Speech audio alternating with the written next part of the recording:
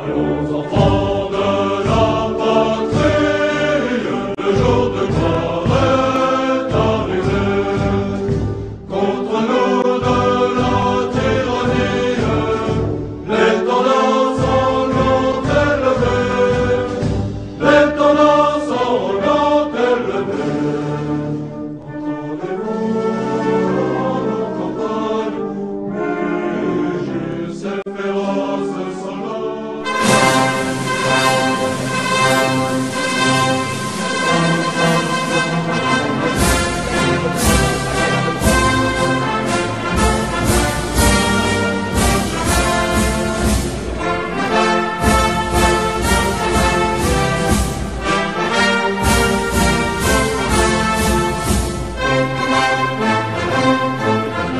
Alors il a été obligé d'attendre des communications qui a ravagé une bonne partie de ses vidéos. Alors il avait commencé à partir de Mûr et nombreuses quantités à côté de celle-ci. Et bien aujourd'hui, la plupart des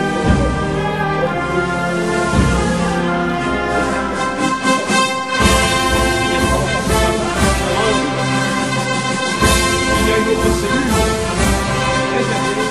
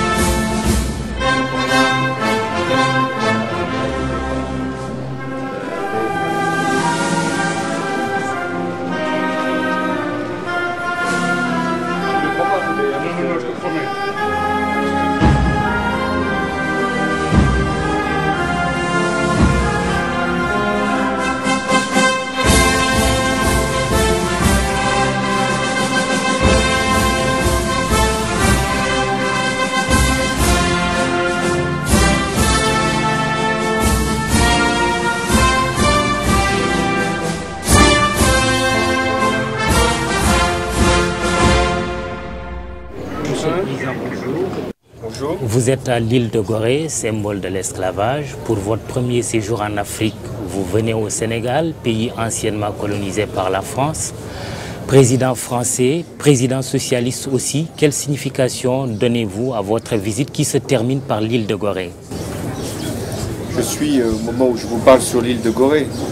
Donc j'ai à célébrer la mémoire, honorer le souvenir de tous ces hommes, femmes, enfants qui sont partis d'ici pour être esclaves en Amérique, les Caraïbes et dans d'autres continents. Donc la France a eu sa part de responsabilité. Et l'honneur d'un pays, c'est de regarder lucidement son histoire. Mais j'ai voulu venir ici. Part de responsabilité que vous assumez totalement? La France d'aujourd'hui n'a rien à voir avec celle qui se livrait à cette traite négrière. C'était des marchands odieux qui faisaient un crime contre l'humanité. C'est la France elle-même qui a voulu, par une loi, reconnaître l'esclavage comme un crime contre l'humanité. C'est une ministre de mon gouvernement qui, à l'époque députée, Madame Taubira, a fait voter cette loi. Et tous les 10 mai, nous célébrons en France la mémoire des esclaves. Mais aujourd'hui, je suis venu au Sénégal à l'invitation de Macky Sall, président du Sénégal, élu dans la même période que moi-même, pour parler de l'avenir, pour dire ce que doit être la relation de la France avec le Sénégal et avec toute l'Afrique. Si je suis venu au Sénégal, c'est parce que c'est un pays où la démocratie a trouvé toute sa place. Et nous avons encore eu la démonstration ces derniers mois. Si je suis venu au Sénégal, c'est parce qu'il y a une relation de très haut niveau entre nos deux pays et nous le montrons à travers un certain nombre de projets. Si je suis venu au Sénégal, c'est pour parler à toute l'Afrique et à l'Afrique de l'Ouest, notamment pour lui dire qu'elle a un avenir tout à fait considérable si elle veut le saisir. Et nous le soutiendrons, un avenir économique, un avenir industriel, un avenir agricole. L'Afrique est un continent où nous avons tant à faire ensemble.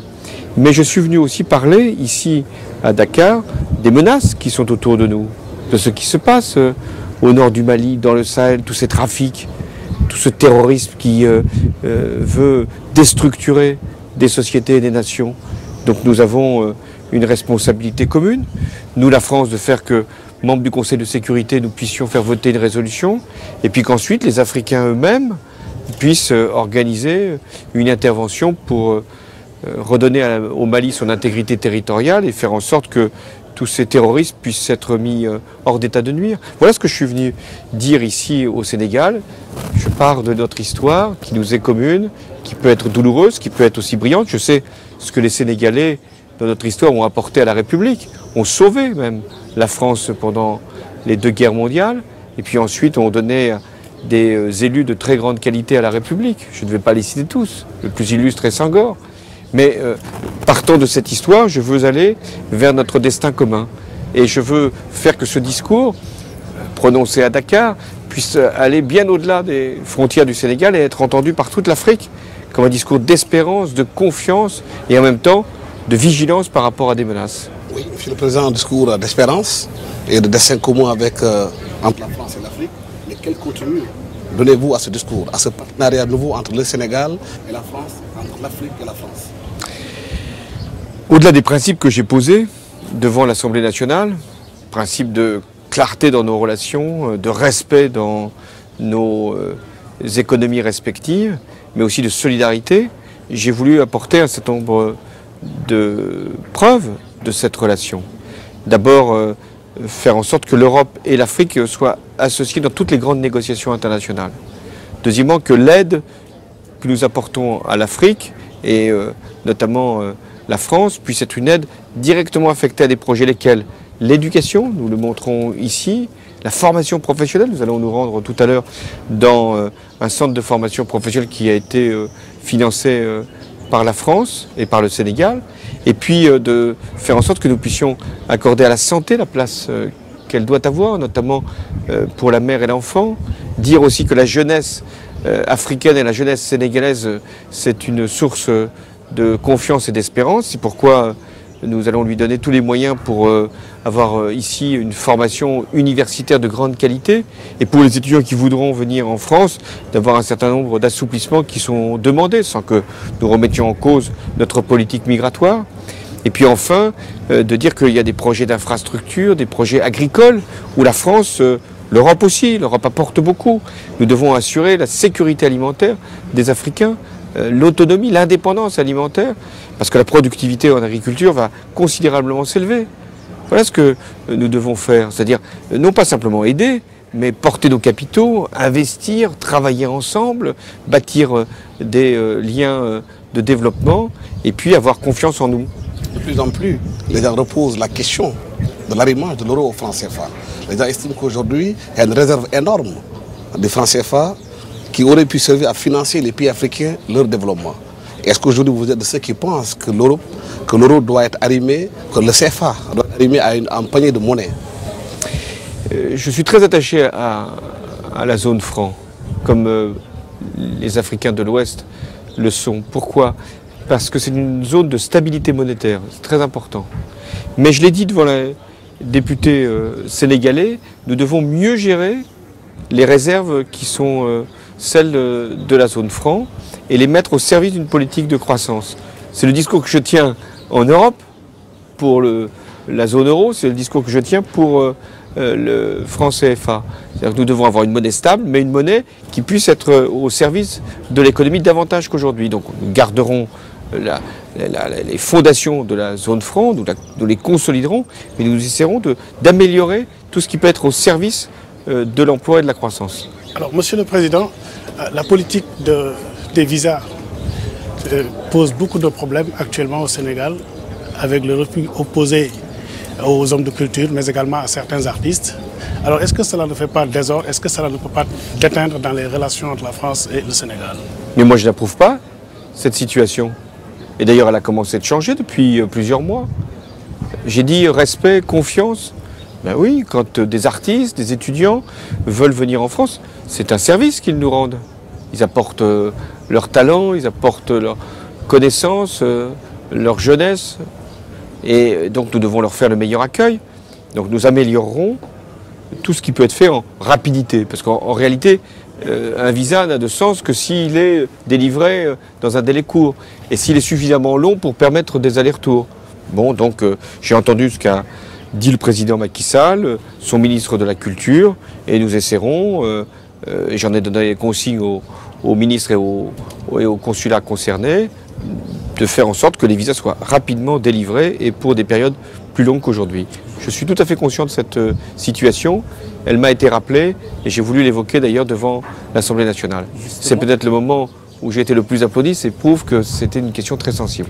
Des voix s'élèvent de plus en plus justement pour demander aux dirigeants africains, dont les dirigeants sénégalais, d'appliquer la réciprocité dans la délivrance des visas aux citoyens français. Quel commentaire vous en faites? Oui, moi je suis toujours pour la réciprocité. Je vais tout à l'heure m'adresser aux ressortissants français qui vivent au Sénégal. J'écouterai ce qu'ils me disent. Ils veulent aussi avoir sans doute des simplifications dans l'administration quotidienne. Vous savez, en France et au Sénégal, nous avons des belles administrations, mais parfois tellement belles qu'elles ne réagissent pas toujours en fonction de nouveaux besoins. Nous avons besoin maintenant de rapidité dans les relations. Quand nous demandons une pièce, c'est pour tout de suite, c'est pas pour attendre plusieurs semaines, c'est trop tard. Donc tout ce que nous pourrons faire ensemble pour simplifier, pour harmoniser, pour faciliter, nous le ferons. Vous venez dans un pays où on parle d'alternance démocratique, de démocratie au Sénégal. Le président Macky Sall vient d'être élu le 25 mars dernier, à l'emplacement de l'ex-président Abdoulaye Wade. Quel regard jetez-vous sur la démocratie sénégalaise? J'ai dit qu'elle avait valeur d'exemple. Je ne veux pas ici dire qu'il y a un modèle pour toute l'Afrique, mais je regarde le temps long. C'est maintenant la deuxième grande alternance. Elle s'est faite sans drame, sans obstacle, quand on sait ce qui s'est passé ailleurs. Les élections ont eu lieu, personne ne les a contestées. Il faut dire que le résultat de Macky Sall était aussi large. Mais il n'importe. Je salue tous ceux qui ont accepté cette alternance. C'était très important pour le Sénégal, mais il n'y avait pas beaucoup de doutes à avoir, encore qu'à un moment, il y avait quelques craintes. C'était très important pour toute l'Afrique, parce que si le Sénégal avait manqué ce rendez-vous, alors c'eût été un désespoir pour beaucoup d'autres pays. Donc merci au Sénégal de l'avoir fait, mais en même temps, et je parle franchement, nous devons améliorer, renforcer la démocratie dans bien des pays africains. Et je constate qu'il y a des évolutions, que c'est très difficile maintenant pour des dictateurs de faire comme s'il n'y avait pas de peuple. Parce que le peuple se rappelle. Et donc, partout il y a des élections, et partout il y a un certain nombre de progrès, mais partout il n'y a pas le même résultat qu'au Sénégal. Alors, revenons à votre discours, si on peut le qualifier, le discours de Dakar de François Hollande. Il rappelle un autre discours, celui de votre prédécesseur Nicolas Sarkozy. André Malraux avait dit « Et nous voilà dans l'histoire en 1966 au Festival mondial des Arts Nègres, le premier organisé par Senghor. Votre prédécesseur Nicolas Sarkozy avait dit « L'homme africain n'est pas suffisamment entré dans l'histoire ». Quel est votre jugement entre les deux? Moi, je n'ai pas voulu effacer un discours. Il a été prononcé et il a été jugé comme vous le savez. Je n'ai pas voulu faire un discours par comparaison. moi, ce que je voulais dire, c'est que l'homme africain, il était déjà rentré dans l'avenir. Il était dans l'avenir. Il se préparait à l'avenir. Que ça allait être un grand continent. Peuplé, bien sûr. Un des plus peuplés, bientôt. Mais un grand continent, pas parce qu'il a simplement des ressources, humaines ou naturelles, parce qu'il est là, capable de grand développement. Et donc, je suis attentif à ce que va être l'Afrique de demain. Et je veux que nous y prenions toute notre place et que l'Afrique prenne toute sa place dans la mondialisation. C'est qu'elle prenne conscience de sa force, de son rôle, de son enjeu. Et donc, la France, qu'est-ce qu'elle peut faire? Elle peut dire à l'Afrique, nous vous emmenons, nous, parce que nous considérons que vous êtes un continent émergent. Voilà ce que j'ai voulu dire. Je n'ai pas voulu faire un texte lyrique ou historique. Je ne suis pas un historien. Je suis un président de la République qui veut agir. Alors, cette année, Monsieur le Président, l'appui budgétaire a pratiquement doublé. Qu'est-ce qui justifie cela? L'urgence. Pour le Sénégal. L'urgence. Je connaissais la situation du Sénégal. Il y avait un héritage qui était difficile. Je suis bien placé pour le savoir, et pas toujours simple. Hein. Une fois que l'on a gagné de diriger un pays quand il y a eu un certain nombre de manquements. Et donc le Sénégal avait des besoins, puis ensuite a été touché par des inondations qui ont considérablement encore abîmé et posé des questions aux Sénégalais pour savoir comment ils allaient les financer. Donc nous avons fait ce que nous devions faire dans un esprit non pas de générosité. Les Sénégalais n'ont pas besoin de la générosité de la France, ils ont besoin de la solidarité. Prime à la démocratie. Je préfère que la France soit au soutien des démocraties que en aide à des pays qui ne font pas leur devoir ou qui sont des pays jugés comme corrompus. Ça sera pour moi une règle très simple, la bonne gouvernance, la démocratie, ce sont des critères qui doivent valoir dans la solidarité. Parce que d'ailleurs, s'il n'y a pas la démocratie, s'il n'y a pas la bonne gouvernance, s'il y a la corruption, il ne peut pas y avoir de développement. Et justement, devant l'Assemblée nationale sénégalaise, vous avez parlé des biens mal acquis. Oui. Il se trouve que le président Macky Sall a lancé presque une chasse à tous ces biens qui ont été détournés et planqués, c'est l'accusation en tout cas, à l'étranger. Qu'est-ce que vous faites concrètement, vous la France, pour l'y aider? Je pense qu'il a pris une très bonne position, le président Macky Sall. Parce que c'est une exigence morale. Nous ne pouvons pas accepter, ni les Africains, ni les Français, que des fonds publics puissent être captés pour des bénéfices personnels et en plus sortis du territoire et placés dans des banques en Europe et parfois dans des paradis fiscaux. Donc nous devons faire la chasse, dites-vous? Oui, nous devons aller débusquer ces biens. Alors en France... Vous confirmez tout ça? Il y a eu de l'argent volé, planqué à l'étranger. En France, nous avons des principes, comme d'ailleurs au Sénégal. Ce sont les juges qui, après des audits, doivent prendre des décisions. Et par exemple, vous savez qu'en France, en ce moment, il y a des procédures qui visent la famille d'un chef d'État. Moi, je laisse faire ces procédures. Je ne vais pas les arrêter. Là, on me ferait procès, au sens politique du terme. Je n'ai pas besoin de les favoriser. Je ne chasse personne en particulier. La justice va faire son travail. La justice au Sénégal, à travers des audits, j'imagine, qui d'ailleurs ont été confirmés par le président Macky Sall. Et puis, en France, quand une procédure est engagée, si le Sénégal engage une procédure par rapport à des biens mal acquis, la justice sera saisie, elle ira jusqu'au bout. C'est une question, Monsieur le Président. Le Nord-Mali, c'est une question importante aujourd'hui. La France ne compte pas intervenir militairement au Nord-Mali, mais compte appuyer l'intervention militaire. Pourtant, il y a des otages français au Nord-Mali.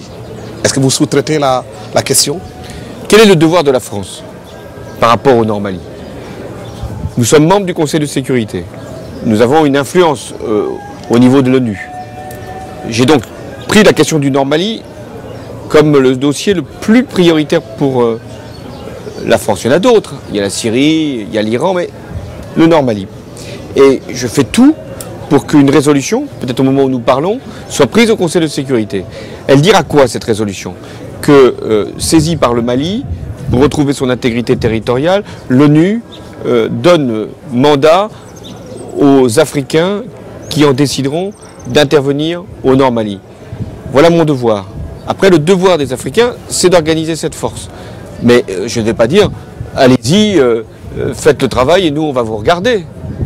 J'ai aussi une responsabilité. Donc la France, sans avoir de troupes, ce temps-là est terminé, qui viendraient intervenir directement, donnera son appui matériel, logistique, financier, aussi en matière de communication, de formation, pour que l'intervention puisse être réussie et pour que ensuite le Mali puisse retrouver une réconciliation et une stabilité. Vous me dites qu'il y a des otages, c'est vrai. Des groupes terroristes ont capturé 6 ressortissants français depuis 2 ans et moi je cherche à les libérer. Je m'adresse à tous ceux qui peuvent favoriser ces contacts, mais je ne vais pas dire, puisqu'il y a des otages, nous laissons les terroristes prospérer. Je dis à ces preneurs d'otages, libérez les ressortissants français, avant qu'il ne soit trop tard.